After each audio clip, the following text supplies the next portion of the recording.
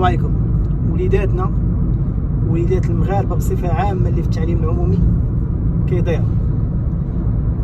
ما عرفناش لمن غادي نلقاو اللوم، واش على الاستاذ اللي كيطالب بحقوق ديالو، وهذا حق مشروع لاي واحد فينا غادي تهضم ليه حق من الحقوق ديالو، غادي يدير هذا الشيء، غادي يروح واحد الوقفه. طبعا السلاح هو التلاميذ، او نلوموا وزاره التربيه والتعليم او منظومه التعليم العمومي كامله.